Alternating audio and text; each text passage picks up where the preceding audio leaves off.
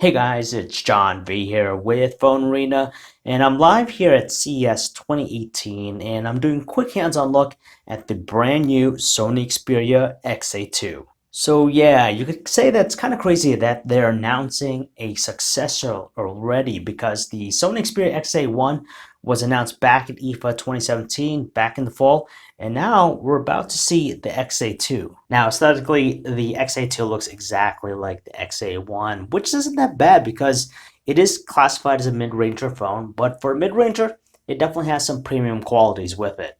Like, take for example how it has those anodized aluminum sides and has those diamond cut finishes on the top and bottom edges. So it's flattened on top and bottom, so you can technically prop it up by itself. And on top of that, the phone is pretty easy to manipulate because of its size. It's not overly large like these big handsets we're seeing.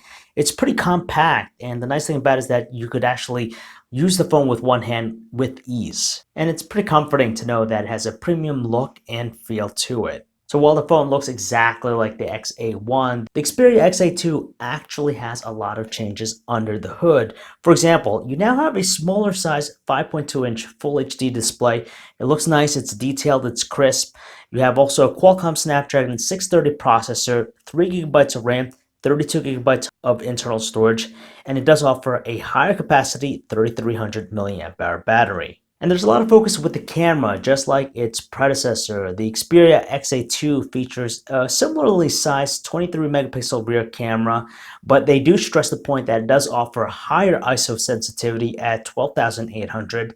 And for those who love slow motion videos, the Xperia XA2 can capture it at 120 frames per second. On the flip side too, the phone offers a compelling front-facing camera. The biggest thing about it is that you could capture more with it because it does offer a wider 120-degree sensor, so now you can squeeze in more people into the frame. So in my quick look at the Sony Xperia XA2, it does look and feel pretty polished. Liking design, it runs pretty fast and smooth, and I'm hopeful about the camera. It's also worth noting that depending on the market, it's going to offer dual SIM, so that's going to be great for anyone who likes to travel a lot. Finally, it's going to be released very soon, sometime in February from what they're telling us, and it's going to be available in silver, black, blue, and pink. But there's no pricing attached to it yet. So if you guys want to learn more about the Sony Xperia XA2, you can check out our website, PhoneArena.com. This is John V, signing off.